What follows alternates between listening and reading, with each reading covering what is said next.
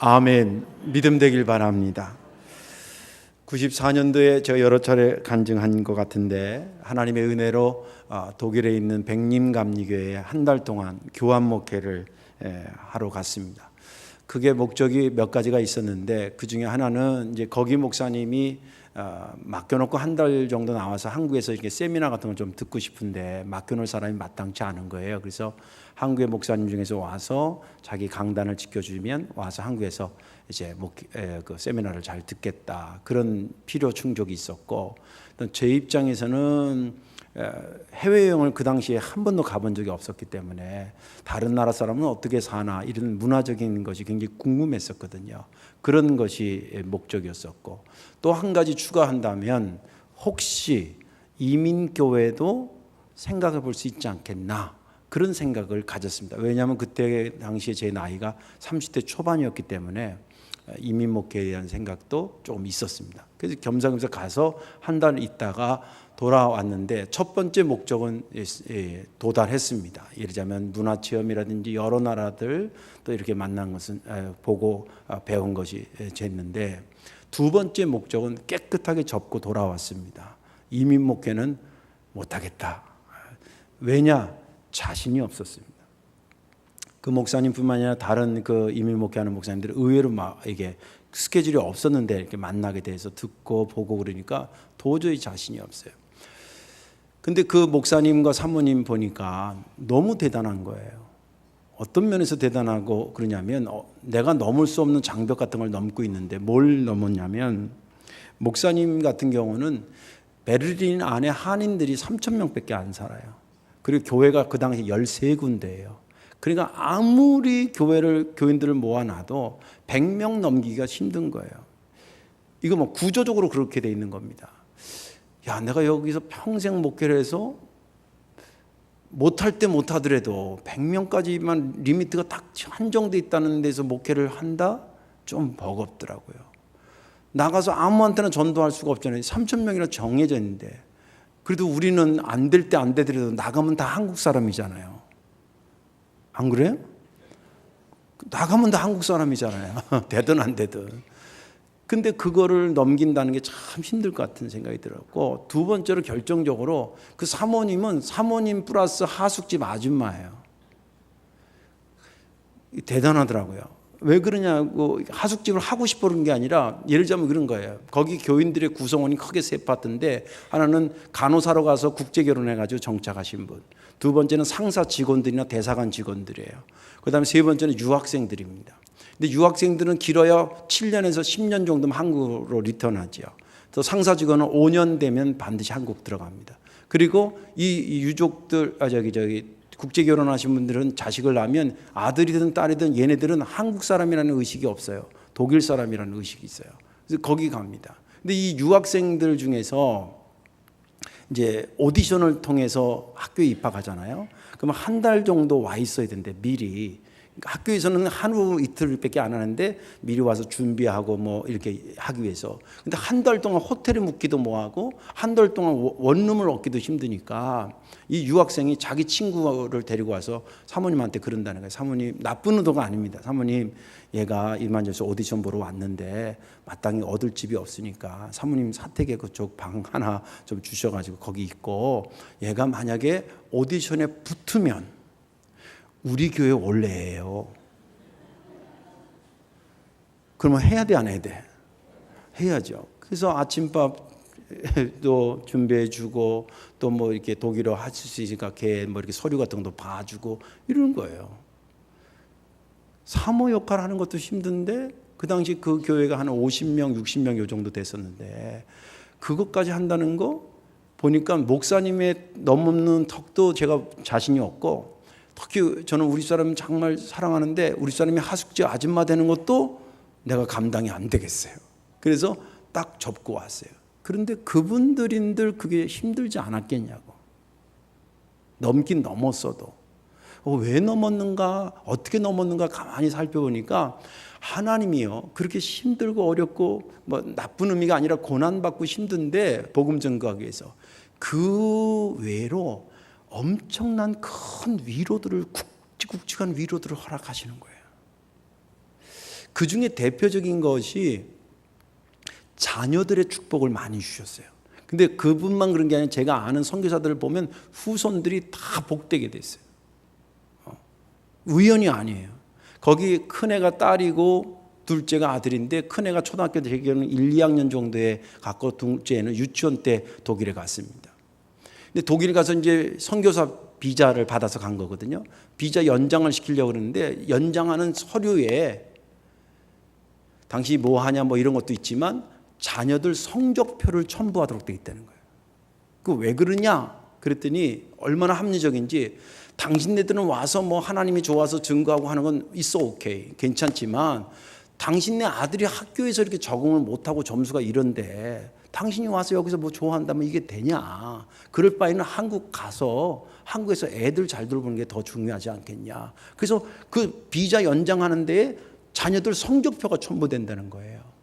그 초등학교 들어가서 얼마 안 된 애들 둘을 데리고 그 목사님이 그랬다는 거 아니에요. 잘 됐어요. 어떻게 잘 됐냐면 큰애 여자애는 의사가 됐어요. 둘째는 그 독일에 어렵다는 데서 판사가 됐어요.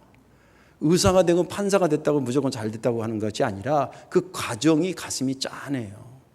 그 애들을 불러놓고 그랬다는 거예요. 초등학교 때. 얘들아, 엄마 아빠랑 너희들 우리가 다 여기 하나님 말씀 전하러 왔는데 이 나라에서 계속 있게 하려면 니네 성적표를 요구해.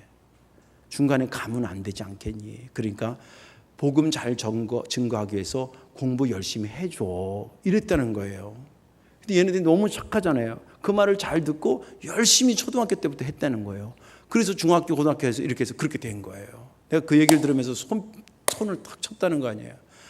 나도 우리 아들들 초등학교 들어갔을 때 야, 니네 성적 잘못 나오면 아빠 국에 추방돼. 이랬으면은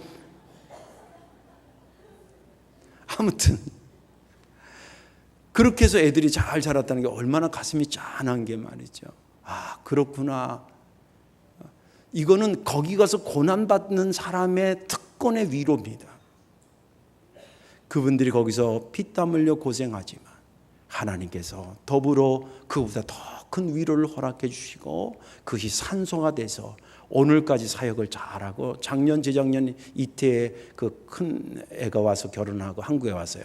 둘째가 와서 결혼하고 그리고 또 만나고 그랬습니다만 지금도 사역을 잘하고 있습니다. 고난과 그리고 위로에는 거룩한 함수 관계가 있습니다.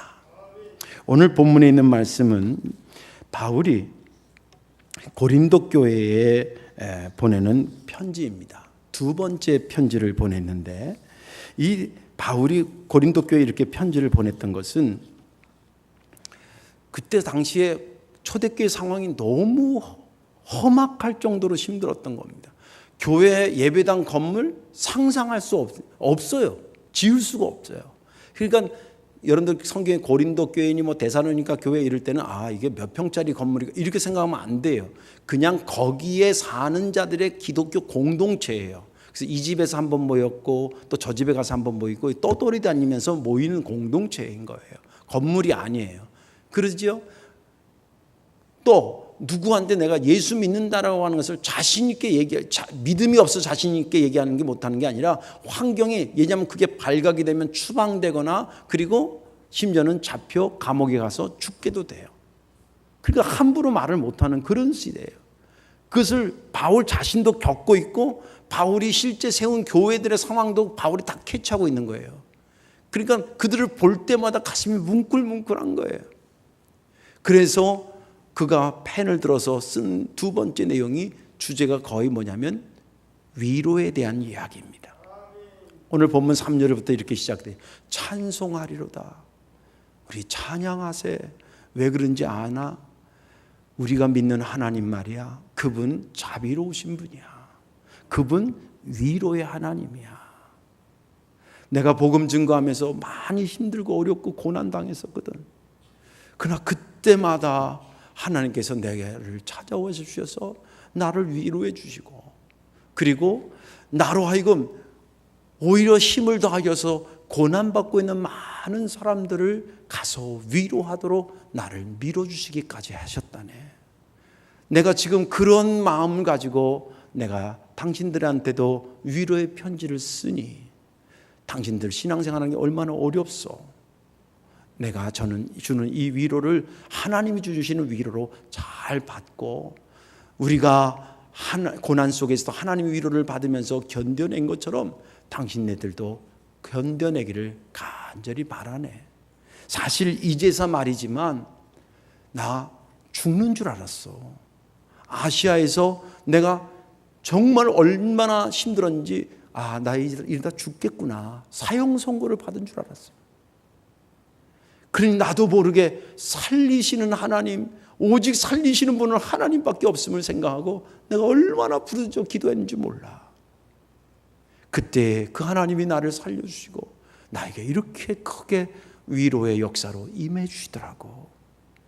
이 위로를 내가 지금 당신들한테 보내는 것이네.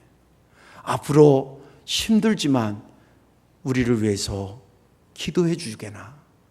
앞으로 내가 갈 길을 가야 되는데 많은 고난이 내게 올 것이 예상되지만 당신들이 그렇게 나를 위해서 기도해 주면 또 하나님이 내게 위로하실 거고 또 위로받은 나를 통해서 많은 사람들이 하나님께 감사하는 역사가 이루어졌으면 좋겠네. 그게 오늘 본문에 있는 말씀이에요. 저는 지난 주간에 이 본문을 보면서 제가 은혜 받은 것은 뭐냐면 고난은 고난으로만 존재하는 것이 아니구나. 고난은 반드시 위로와 함수 관계 속에 있구나. 비록 사형 선고를 받은 것 같은 그런 극심한 고난 속에서도 그가 거기서 일어날 수 있었던 것은 하나님의 한량없는 은혜가 함수 관계로 역사하시는 까닭에 그가 거기서 딛고 일어선 것이었구나. 이것이 그렇게 은혜가 되더라고요. 그리고 또 이번 한 달 사이에 여러 가정이 사랑하는 분들을 하나님 나라로 보냈잖아요. 얼마나 힘들겠어요. 그런 생각, 또 그들을 보내는 교인들의 어떤 그런 것들, 또 제 자신의 어떤 이런 것들이 막 중첩되면서 그렇게 이 본문이 은혜가 됐습니다. 오늘 말씀에 은혜 받으시고 고난이 올 때에 이어 큰 하나님의 위로가 온다는 믿음을 가지시고 여러분의 삶을 승리하시기를 주님의 이름으로 축원합니다. 그렇다면 고난과 위로는 어떤 함수 관계가 있는 것일까? 그 첫째는 잘 들으세요. 고난은 자기보다 더 큰 위로를 데리고 온다는 것입니다. 고난은 자기보다 더 큰 위로를 데리고 온다는 것입니다. 오늘 본문 5절에 보면 이렇게 기록이 되어 있습니다. 그리스도의 고난이 우리에게 넘친 것 같이 우리가 받는 위로도 그리스도로 말미암아 넘치는도다. 여기 보면 그리스도의 복음을 전가하기 위해서 고난을 받지만 그래도 감사한 것은 그 고난을 능히 해소할 수 있는 위로가 뒤따라왔다는 거예요. 능히 해소할 수 있다는 의미는 고난이 예전 100이라면 위로가 1000, 10,000, 20,000, 10만 이렇게 더 큰 것이 왔기 때문에 그 고난을 이긴 거예요. 빚을 2억을 줬어요. 근데 내일 생길 돈이 4억이에요. 그러면 2억 빚진 게 그 사람에게 더 이상 고난이 아니에요. 빚진 것은 슬픈 거지만 올 것이 있기 때문에 그것이 더 이상 문제가 안 되는 거와 비슷한 것입니다. 왜 고난은 자기보다 더 큰 위로를 가져오냐면 고난은 사람으로부터 오고 위로는 하나님으로부터 오기 때문에 그렇습니다. 고난은 악한 사람한테 의해서 바울에게 왔지만 바울에게 온 위로는 사람한테 온 것이 아니라 하나님으로부터 온 것이었습니다. 이 바울이 그것을 겪었기 때문에 하나님으로부터 온 위로를 받았기 때문에 고난을 능히 이겨낼 수 있었던 것입니다. 하나님은 원래부터 본질적으로 위로의 하나님이십니다. 오늘 여기 본문 3절에도 있잖아요. 찬송하리로다. 그는 우리 주 예수 그리스도의 하나님이시요 자비의 아버지시요 그리고 모든 위로의 하나님이시요. 창세기부터 요한계시록까지 하나님의 성품을 쭉 조사해 보면 찾아와서 위로하시는 하나님의 모습이 곳곳에서 나옵니다. 이 점 창세기에 처음 나온 게 아담과 하와 창조하시고 아담과 하와 에덴 동산에 살게 했는데 선악과 사건 터지잖아요. 죄를 짓게 되면 사람이 부끄러워져요. 그래서 나무 이파리로 자기 수치를 가렸는데 이파리가 며칠을 못 가는 거예요. 이것은 내 행위로 내 허물을 가릴 수 없다는 것을 상징하는 것이었습니다. 그때에 죄는 지었어도 그 영혼이 불쌍한 것은 불쌍한 겁니다. 그래서 주님께서 뭘 들고 찾아가시냐면 가죽옷을 해서 찾아가십니다. 가죽옷은 하나님의 위로의 상징이었고 희생제물을 상징하는 것이었습니다. 또 아브라함이 자기네 고향에서 우상이 즐비한 곳에서 이거 이렇게 살면 안 되는데 갈 길을 찾지 못할 때에 하나님께서 아브라함에게 나타나서 아브라함아 내가 너에게 지시하는 곳을 향해 가라고 말씀하셨습니다. 그래서 갈대아 우르를 떠나서 주님이 지시하는 곳으로 간다는 것 자체가 아브라함에게는 하나의 해법이었고 위로자로 나타났습니다. 아브라함에게는 또 힘든 어려움이 있었는데 그것은 자식이 없었다고 하는 것이었습니다. 그때 하나님께서 내가 너의 자녀를 하나만 주는 게 아니라 하늘의 별처럼 바다의 모래알처럼 주겠다고 약속하시고 그에게 위로자로 다가가셨습니다.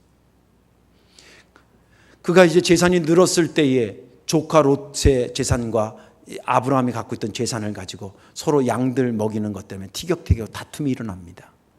그때 이 삼촌이 그러잖아요. 롯한테, 조카한테, 야 니네랑 우리랑 이렇게 쌈박질하고 그럴 때가 아니니까 우리 사이좋게 그냥 하자. 그래서 네가 우하면 내가 좌하고 네가 좌하면 내가 우하리라. 네가 먼저 좋은 것을 선택해 가라. 그러면 조카가 낼름 그래야 되겠어요? 아니 삼촌이 먼저 하셔야죠. 이래야 되겠어요? 응? 이 버르장머리 없는 조카 롯이 그래요? 그리고 얼른 좋은 데를 해가지고 우르르 갑니다. 그 뒷모습을 멍하니 이 아브라함이 바라보고 넋이 나가서 그때 누가 위로자로 찾아나면 성경에 보면 하나님이 찾아갑니다. 아브라함아, 거기 뭐 섭섭하거나 이런 단어는 없는데 뉘앙스가 그래요. 아브라함아 걱정하지 마라. 네가 가는 곳을 내가 너에게 다, 네가 눈을 들어 사방을 훑어봐라. 다 이건 다 내가 너에게 줄 것이다. 할렐루야. 그런 위로자로 다가갑니다. 엘리야 선지자 잘 아시죠? 갈멜산에서 불이 내려가지고 뭐 이 역사 일으켰는데 그 당시에 실권을 쥐고 있던 아합 왕의 부인이 이세벨인데 이 얘기를 듣고 자기는 바알을 섬겼던 이 왕비가 그 얘기를 들으니까 화딱지가 나가서 엘리야를 죽여버리겠다 그럽니다. 엘리야가 놀래서 도망가서 지쳐서 로뎀나무 밑에 쪼그리고 잡니다. 그때 누가 나타나냐면 하나님이 까마귀의 입에다가 고기와 떡을 물려 보내면서 위로자로 나타납니다. 어깨를, 성경에 보면 어깨를 두둑두둑, 일어나, 너 이거 먹어라. 네가 힘을 얻어야지. 그래 너의 갈 길을 갈 거 아니야. 여러분 목회 상담학에서 그 본문 굉장히 유명한 본문이에요. 로뎀나무 아래서 요즘으로 말하면 극심한 우울증에 빠져가지고 더 이상 살 소망이 없는 엘리야를 하나님이 가서 위로하십니다. 이런 거라든지 또 죄가 관영해가지고 사방이 죄가 관영했다는 건 죽음이 창궐했다는 거예요. 그러고 있는 상황에 하나님이 독생자 예수 그리스도를 보내셔서 죄의 문제를 해결해서 우리의 영원한 위로자로 삼으시고 할렐루야. 그분이 사역을 마치고 부활 승천하신 다음에 성령님을 보내주셨는데 성령님을 영어로 표현하는 게 여러 가지가 있는데 보혜사 성령이라 할 때 보혜사는 카운셀러로 되어 있습니다. C를 대문자로 쓰는 것뿐입니다. 카운셀러가 여러분 뭐예요? 저 사람의 고민을 들어주는 자 아니에요. 성령님이 우리의 고민을 들어주고 해결해 주시는 거예요. 하나님은 창세기부터 요한계시록까지 그분의 등장할 때 보면 찾아와서 위로자로 계속 나타납니다. 그거 예를 찾아서 하면 하루 종일 해도 모자랄 정도로 지금도 7, 8가지 했는데 다 위로자입니다. 하나님이 왜 그러시느냐? 아까도 말한 것처럼 하나님 본질 자체가 위로자이기 때문이고 두 번째는 특별히 인간에 대해서는 하나님께서 책임적 존재이기 때문에 그렇습니다. 책임적 존재라고 하는 것은 뭐냐면 예를 들면 건너방에 딸이 우연히 보니까 엄마가 보니까 울고 있어. 훌쩍훌쩍. 그러면 어느 엄마가 박수치고 잘 운다고 이럴 엄마가 어디 있겠어요? 갑자기 사색이 돼서 문을 열고 야, 너 왜 우니? 얘기해봐. 아니에요. 아니야. 왜 울어? 그 딸의 볼에서 눈물을 닦아줄 분은 그의 어머니요. 왜 어머니가 그 딸의 볼에서 눈물을 닦아주냐? 딸에 대한 책임적 존재이기 때문에 그래요. 하나님의 인간을 만드신 이 책임적 존재라는 얘기는 우리가 고난받고 있는 것을 견딜 수 없어 하는 거예요. 내 아들이 힘들어하는 것을 견딜 수 없는 아버지처럼, 내 딸이 우는 것을 견딜 수 없어 하는 어머니처럼, 인간이 고난 속에 있는 것, 특히 하나님의 복음을 위해서 살다가 고난 가운데 있는 것을 견디지 못하는 하나님, 그분이 누구냐면 책임적 존재라 이 말이에요. 바울은 이런 하나님을 예수 그리스도를 통해서 확신하게 됩니다. 그래서 고난이 올 때 하나님이 나보다 더 고난스러울 것이다. 내가 고난받고 있지만 내 고난받는 것을 보고 있는 하나님은 더 고난스러우실 것이다. 그러니 나는 이 길을 걸어가리라. 그 로마서 8장에 이런 유명한 말을 합니다. 나에게 있는 현재의 고난은 장차 우리에게 나타날 영광과 비교할 수 없도다. 지금은 비록 내가 복음을 증거하면서 힘들고 어렵고 고난 속에 있지만 내 하나님은 나에 대한 책임적 존재이기 때문에 나에게 머지않아 나로 하여금 영광의 자리에 들어가게 하실 것인데 그 영광과 지금 고난은 좋게 비교할 수 없도다 하면서 그 걸음을 끝까지 완주한 사람입니다. 이제 우리의 이야기를 한번 가져가 갑시다. 우리의 신앙의 삶과 고난이 무관합니까? 관계가 있습니까? 내가 신앙생활 여정 속에 고난이 오는 것입니까? 고난은 없어지는 것입니까? 예수 믿으면 고난이 사라지는 겁니까? 고난을 이길 수 있는 것입니까? 우리의 삶과 우리의 신앙과 내게 올 고난은 무관하지 않습니다. 그렇다고 한다면 그거에 대해서 한번 정립해둬야 될 필요가 있는 것이죠. 왜 우리가 복음을 증거하고 선한 일을 하고 사는데 왜 우리에게 이런 고난이 오는 것일까? 내가 잘못된 것인가? 어떤 다른 원인이 있을 것인가? 성경은 말하기 세상이 악하기 때문에 그렇다고 얘기합니다. 여러분 생각해 보세요. 복음을 증거하는 것이 선한 것이기 때문에 그것을 받아들이지 않아. 너무나 그 반대가 심해. 악의 창궐에서 선한 복음을 절대 받아들이지 않아. 절대 받아들이지 않고 거부하는 것만큼이 전하는 자에게 고난인 거예요. 세상이 악해서 그래요. 주님께서 오직 했으면 이렇게 말씀하셨을까? 애통하는 자는 복이 있나니. 왜 선한 복음을 증거하는데 애통하게 되냐 이 말이에요. 의를 위해서 핍박을 받는 자가 복이 있나니. 왜 의를 행하는데 박수를 받아야지 왜 핍박을 받냐 이거예요. 의를 행하는 게 나쁜 것입니까? 아니죠. 그것을 받지 않는 세상이 악하기 때문에 이런 것이 우리의 고스란히 고난으로 온다는 것입니다. 악하기 때문에 오는 것이죠. 앞으로 우리가 복음을 증거하고 할 때 또 하나님 말씀대로 살리면 고난이 더 올 수도 있을 것입니다. 그때의 고난과 그 뒤에 더 크게 오는 위로는 함수관계에 있다라고 하는 것을 잊지 않기를 주의 이름으로 축원합니다. 고난이 오는구나. 저 뒤에 영광도 따라오겠네. 더 큰 것이 따라오겠네라고 하는 것을 영안을 열어 보시는 저와 여러분들 되시기를 주님의 이름으로 축원합니다. 두 번째는 고난과 위로는 어떤 함수관계가 있냐면 고난받아 본 자가 훌륭한 위로자가 된다는 것입니다. 고난받아 본 자가 훌륭한 위로자가 된다. 4절에 보면 우리의 모든 환난 중에서 우리를 위로하사 우리로 하여금 하나님께 받는 위로로서 모든 환난 중에 있는 자들을 능히 위로하게 하시는 이시로다. 4절에 보니까 하나님께 위로하는 목적이 크게 둘로 나타나요. 그 고난을 이기라고 위로를 하시고 두 번째는 너가 지금 훌륭한 위로자가 되어가야 되는 거야 라는 그런 교육적인 차원에서 위로를 하고 있는 것을 보게 됩니다. 만약에 우리가 고난받는 것으로 끝난다면 얼마나 억울하겠어요. 고난받은 자다. 고난 자체가 목적이라면 얼마나 억울하겠냐고. 그런데 주님은 고난 자체로 끝나지 않고 야, 네가 지금 고난 받는 자를 위로하는 자로 훈련되어지고 그런 자로 세워지고 있는 중이야. 이렇게 말씀하십니다.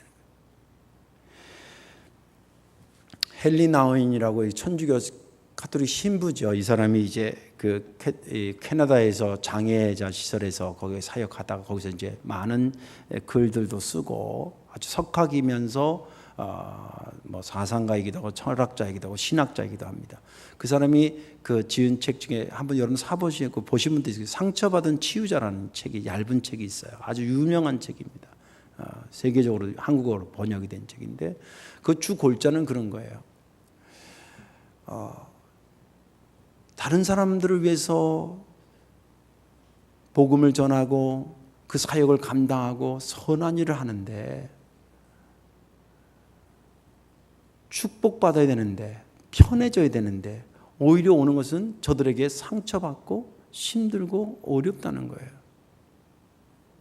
여기서 맞춤표가 끝나면 의미가 없다는 거예요. 하나님은 정말 훌륭한 치유자를 만들기 위해서 너로 하여금 지금 상처를 받게 하는 거에 불과한 것이라는 거예요. 제가 예를 들어볼게요. 목회를 40년 하고 은퇴했어요.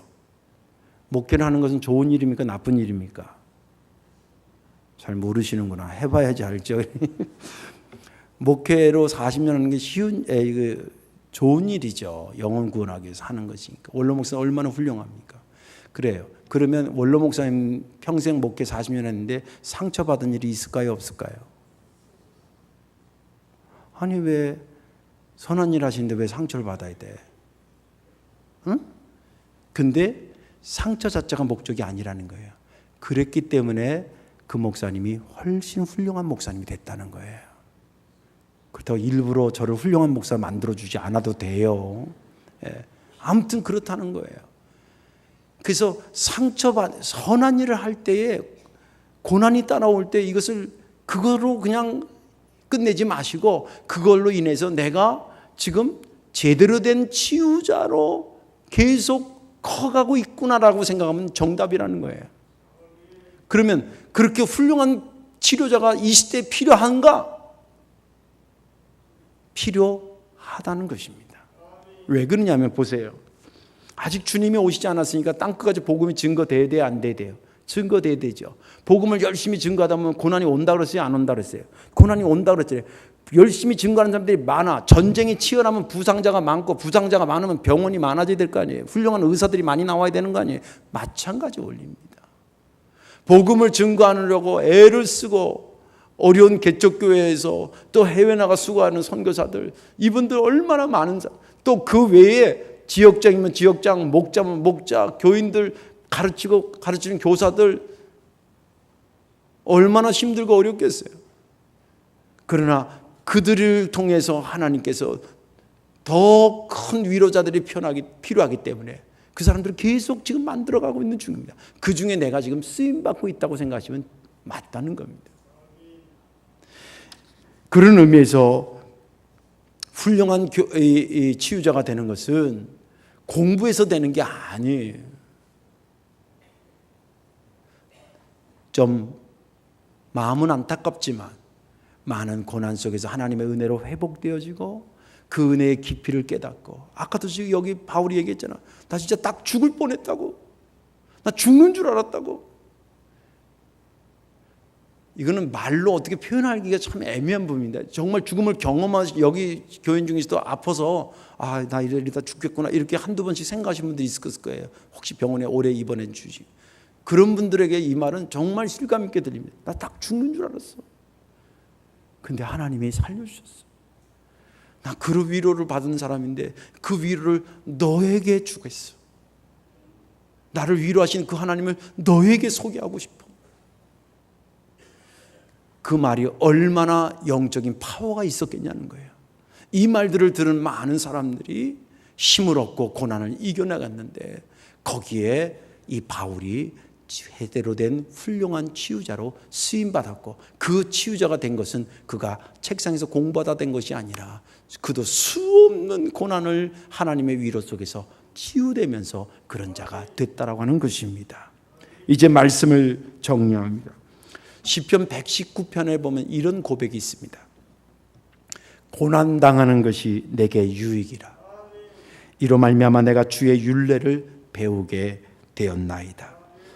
이 말씀은 나의 고난 중에 위로라. 주의 말씀이 나를 살리셨기 때문이니이다. 이 시편 기자는 적어도 고난과 위로의 함수관계를 깨달은 자의 고백입니다. 오늘 말씀을 듣는 저와 여러분도 고난과 위로의 함수관계를 깨닫기를 주의 이름으로 축원합니다.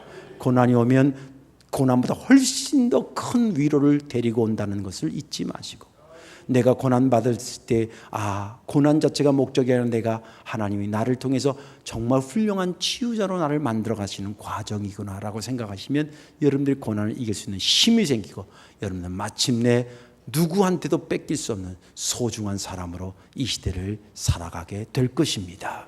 믿음 되기를 주의 이름으로 축원합니다. 기도하겠습니다.